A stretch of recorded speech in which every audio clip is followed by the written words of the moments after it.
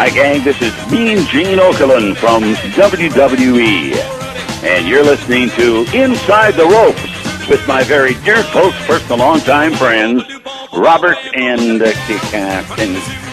Kenny. And we're back on Inside the Ropes. So you might know this man from Chewin The Fat. You might know him as Victor from Still Game.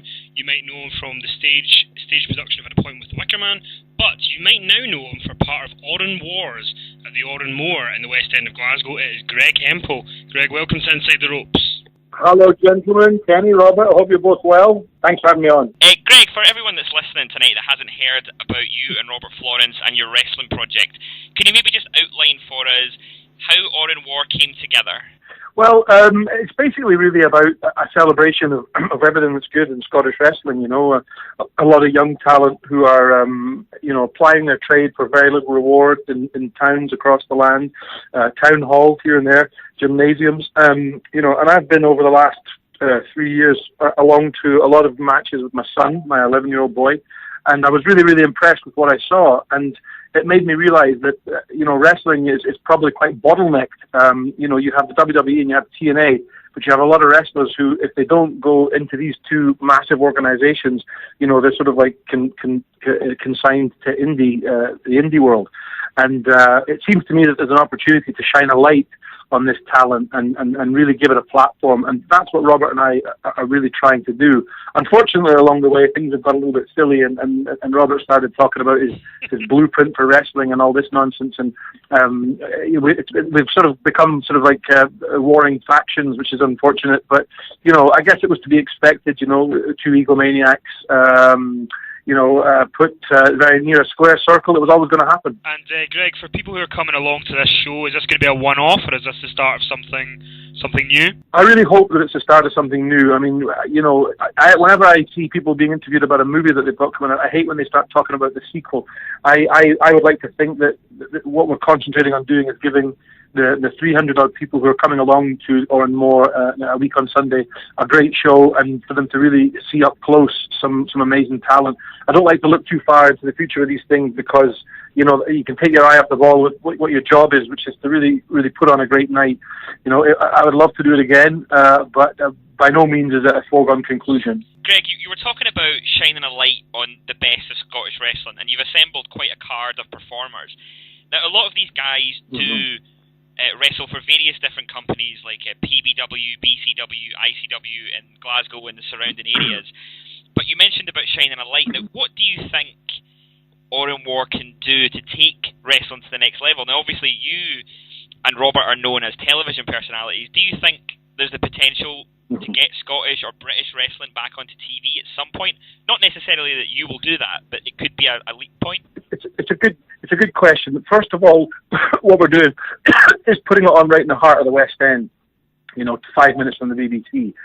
You've got two people say the telly, as it were, in either corner. And I think what we're trying to do is change people's preconceptions of what wrestling is. Scotland is a very football-oriented town, football and rugby, and wrestling is seen as something else. It's seen as, it's not taken seriously by the sporting community, and it's not taken seriously by the entertainment community. It sort of falls between two stools, which is unfortunate because the young men and women that do it, I think, are fantastic athletes and fantastic performers. And I think what we have an opportunity to do here is to put wrestling back on the map in the UK, and also to get people interested in it again. The number of people that I've spoke to about it, they go, I used to love wrestling, I used to watch it with my gran, and I used to watch Big Daddy and Giant Haystacks, and, people, even myself, I didn't watch wrestling for 20 years. I grew up with wrestling in the mid-'80s with Piper and Hogan and all that. And when I was reintroduced to it by my 11-year-old boy, I couldn't believe how more dramatic it was, how more entertaining and exciting it was, how fitter the athletes were, how much they looked after themselves, how better they were at promos, everything. It just had gone up a gear. It had gone up 5 years, in fact. And, the young guys that do it in Scotland, they've raised their game too, and it just seems as if people are going to get surprised. They're going to get a really pleasant surprise when they see what these young people are capable of. And Greg, you mentioned earlier on that it's kind of turned into you and Robert having warring factions. So I guess the question is, when you were assembling your team, who did you look at first? Who was on your radar? Well, there's a lot of nasty characters out there, like Jester and whatnot. But you can't overlook the talent that these wrestlers have, and you have to have them. If you're drawing up a card of 6 or 7 names, he's going to be on it, And people like Johnny Moss. I mean, I'm paying Johnny Moss a lot of money to come to Scotland. I don't even know if he knows who I am. I'm not even sure that he cares about Team Hemphill or Team Florence. He's coming here as a mercenary, but if you think that I'm not going to have him on my team, wearing my colours, forget about it. I'm looking for the best that I can, the most entertaining, the most vicious, kid fight. I would cross the street to avoid this kid, you know what I mean? If I met this guy in a dark road in Maryhill, I'd be terrified. He scares the life out of me, to be honest with you, But having said that, I don't have to wrestle him, Robert's got to come up with the people that's going to wrestle him, So that's going to be exciting, I think every match is a main event. I know that's a cliche, but I really do think it's going to be exciting. It's going to be a really, really fun night. Greg, you mentioned there that you're not going to be wrestling. Now, I've seen Robert Florence's YouTube videos, and he claims that he's been down the gym an awful lot, suggesting that maybe he's going to get a little bit physical. What are you going to do? Well, if you're out there and Robert comes at you, what are you going to do? Listen, I'll tell you this right now, gentlemen. I'm fitter at 40 than I was at 20. If Robert wants to get stupid and start, it's one thing standing in a silly outfit at the side of the ring, pointing at me and laughing and shouting and bawling, but if he comes anywhere near me, I'll pick him up and I'll put him down. I'll have no qualms about that. Absolutely no qualms about it. I was in the ring with Jeff Jarrett the January before last, where he fought Lionheart. I had the best seat in the house. I wasn't afraid of him. This guy's a professional wrestler. He's a third-generation wrestler coming out of Tennessee, I think it is, Nashville. The guy is, he's a stone cold badass. You know what I mean? And I stood 2 feet away from him, and he was shoving me about. I didn't care. I shoved him back. So Robert Florence, I'm not worried about that. I'm not worried about Burnistoun or Ian Connell. I'm not worried about any of these people. And Greg, you mentioned that kid fight's someone you would cross the street to avoid, but there's been a phenomenon in Scottish wrestling that's kind of come around the past 6 months. It's the phenomenon of Grado. And I just wonder how, you looking at a guy like Grado, is he someone you want on your team? Well, I'll tell you something about Grado. I've never seen Grado wrestle. I have seen Grado talk and talk and talk. I have never seen him wrestle. And there's an old saying in poker, that if I don't know who you are, then I can beat you. He has to be a name to me in order for me to give you my opinion of him. So I'll reserve my opinion of Grado till a week on Sunday. I mean, he can talk. Don't get me wrong, but I look at his physique and stuff like that, and I think to myself, can he walk? He does have some good dance moves, Greg. And you mentioned there actually you were involved at the TNA Maximum Impact show in January 2011. You were the referee for the match between Lionheart and Jeff Jarrett. How did that actually come about? How did you become to be involved with TNA and get into referee? They called me up. They heard that I'd ref the match, and then they called me up and they said they'd be interested in coming and refereeing between Jeff Jarrett and Lionheart. And I as an actor, the most exciting thing an actor can do is go on stage. It's the closest you get to being a rock star. And for one night, I got to come out behind the curtain and walk out in front of 4,000 or 5,000 people at Bray Head. The music was pumping. They were all shouting and bawling. It was the most exciting thing I'd ever done up to that point. My kids were in the audience. It was absolutely wonderful. And, Jeff Jarrett, true to form, pulled out his guitar and hit Lionheart with a cheap shot. But it was, I had the best seat in the house. I really, really did. It was one of those unforgettable nights. And I just kind of think to myself, it reminded me of why I loved wrestling when I was a kid, how exciting it is. And how fantastic and what a great part of what a great role that the audience play in the spectacle of wrestling. It's just a fantastic night, and it's something that I'm proud to be associated with. I've just always kind of I actually felt bad that I fell away from it for so long. When I was off at university chasing girls, I never bothered with The Rock.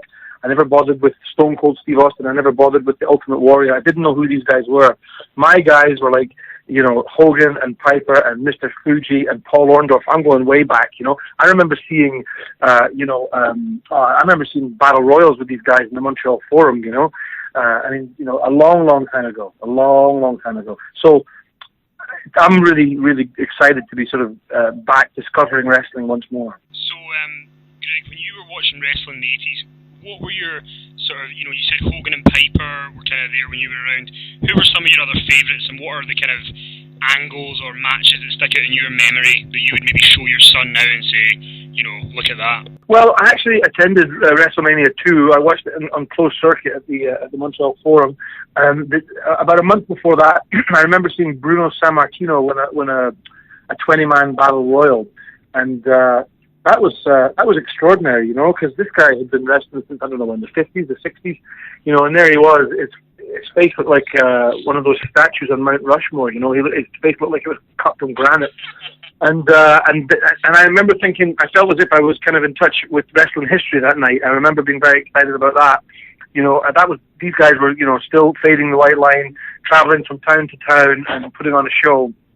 This was long before all the cameras and all this, and before the buses and the $1 million buses that they all travel in nowadays. These guys are getting stuff and heading up from New York, up through Buffalo to Montreal. They were heading across to Calgary. They were just wherever they could get a gig. It was very, very exciting in those days, and it was very, very raw in the true sense of the word. When did you start to fall away from wrestling? Did you just sort of naturally stop watching, or did it move in a direction that you weren't so interested in anymore? It was nothing to do with anything in wrestling. It was more to do with myself. I remember just thinking that there was other things that I wanted to do, and it was just before WrestleMania 3, before the Pontiac Silverdome, where Hogan slammed under the Giant. I missed all that, and I literally never went back to it, you know. I remember actually going to see WrestleMania 2 and thinking, well, they can't do this every year. I remember thinking that. I remember thinking, this is brilliant, but this will stop because they can't keep doing this. It's too good. How do they top it? And then I took my son to Miami last year, WrestleMania 28, to the Sun Life Stadium to see Rock versus Cena. So, you know, in the interim period, I've since bought every single WrestleMania on DVD, and I've watched them over and over again.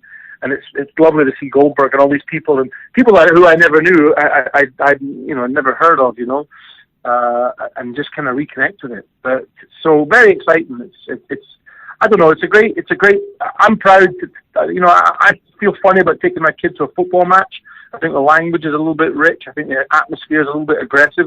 But there's something about wrestling fans. There's a lovely, soft quality to them. There's a family atmosphere when I go to the Braehead to see WWE, or TNA is a little more edgy, I think. But I like taking my kids to see that. I like it. You know, I think it's great. Greg, just to talk a little bit more about something you just mentioned. Obviously, with your sort of 20-year period of not watching pro wrestling, you bypassed, like you said, Steve Austin, The Rock, the Attitude Era, effectively, and came back into it sort of through your son, who was a wrestling fan. So I take it, you know, a lot of fans now are quite disenfranchised by John Cena or the PG movement in WWE, but I guess you'll have quite a different stance on it coming to it as a parent. Yeah, absolutely. I mean, I don't have a problem with that at all. And I can imagine if I was a fan of the Attitude Era and a fan of Stone Cold and a fan of copious amounts of blood flowing in the ring, that I would be a bit pissed off with the PG thing and all that. But I have to say that these things move in cycles, and the young kids who are watching PG right now, in 10 years' time, you know, you look at that fight between John Cena and oh God, I forgot his name, Brock Lesnar. You know, I think it was Extreme Rules this year. That was as attitude as it gets. These things are going to move. The pendulum will swing back.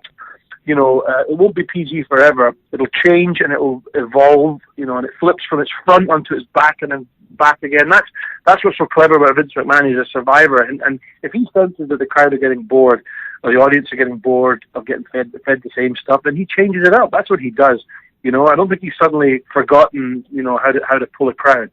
And from a personal point of view, I actually really love the PG. I think there's something about the legitimacy of wrestling. Wrestling can be a bit scary.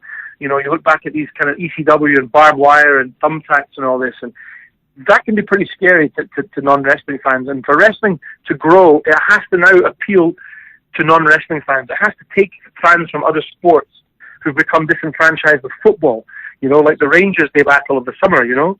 Even Alex Salmon, even the SFA, everybody wanted to prop Rangers up and keep them in the first division in a sort of very artificial manner. And I sort of said to Robert at the time, I said, look at what they're doing, you know. How can people say wrestling's fake when they're doing that in football? You know, everything was about the dollar. Everything was about the product. It was nothing to do with the sport. It was, thankfully, though, they all saw sense and integrity came through. wrestling has integrity. It just has a different type of integrity, you know. And I think fans have to, the sport has to grow, and it has to pull in people from other areas who either drifted away from it, who would never consider coming to enjoy it. And they'll see something spectacular. They'll see something that's right up their alley. They'll see something that's dramatic and entertaining. Yeah, I mean, you know, like you see wrestlers who'll do these athletic moves or these promos. Yeah. Sometimes people who aren't wrestling fans will kind of go, well, you know, it is fake, you know, as if it's, and you know, they'll always slag wrestling fans off. I think if people say that, then they don't get it. They don't get it, you know, because, you know, nobody sits and watches EastEnders and goes, that's all fake, you know, those people are actors. You know, you don't sit and watch a drama and say, oh, this isn't real. It doesn't make any sense to me. It really doesn't, because it's kind of naive and it's patronizing, and it's also extremely offensive to wrestlers to accuse them of that what they're doing is fake. You know, it's absolutely ridiculous, you know, to say that. It's crazy. I tell my boy that if anybody comes to him and says that, I say just ignore them. They don't understand it. They don't get it. And moving back to Oran War and your show, Oran War has actually, well, for some people, maybe sadly, it has now become part of the retirement tour for Lionheart. It's one of his last dates before he retires in December. And you've obviously worked quite closely with him. He was in the match with Jeff Jarrett that you refereed at TNA. He's going to be a massive loss to British wrestling as a whole. And we were just wondering about your thoughts on him as a performer and his impending retirement. Well, I think I'm absolutely gutted, and I was very shocked when I heard that he was retiring. I couldn't believe it, to be honest, and I'm not entirely sure that he's not making a horrendous mistake, because I think he's still very young. But then, having said that, wrestlers can always pick up the ropes and jump back in again at any point. However, in the case of Lionheart, you know, I think he might be like an Alex Ferguson type. He might be a guy who, you know, wants to find his strength in another part of the industry, you know, in another part of the business. He might open a school, or he might become a manager, and that's where he might, you know, take it even further. But again, I think, you know, it's an example of the lack of opportunity that British wrestlers have, you know, the lack of stage time that they get, you know, because whatever they're doing, whatever they do in the ring, it's every bit as impressive, you know, as what you get in the WWE, I think, you know. Greg, less of a question, just more of a sort of observation about Oran War and how I think how it's definitely, for me, I think it's been a great thing, because you mentioned there about pulling in other fans of other sports that maybe don't really like wrestling that much but are looking for something else in their entertainment.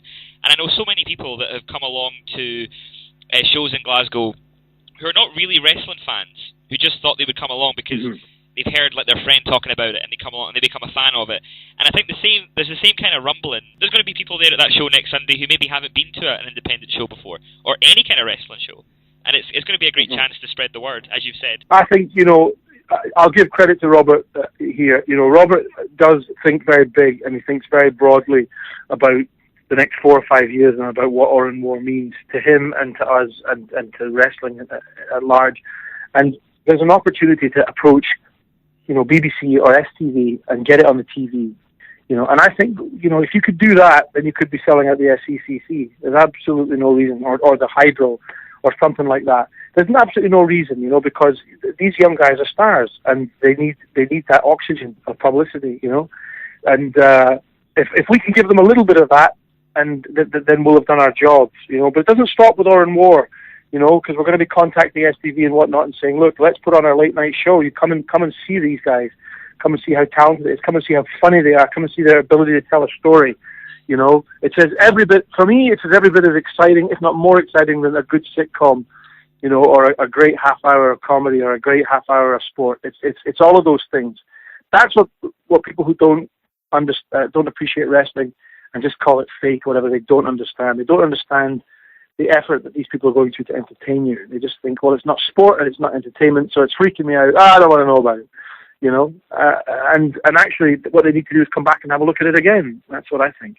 And Greg, you know, we've mentioned that Robert's had the YouTube videos and things like that. You know, he's had all the chance to trash talk you and say everything. But what's your message to him? Here's your platform to tell him what you're going to do next Sunday.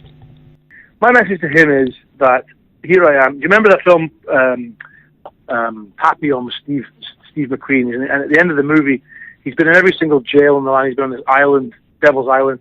He's strapped to a bag of coconuts, and he's saying, "I'm still here, you bastard." And that's me.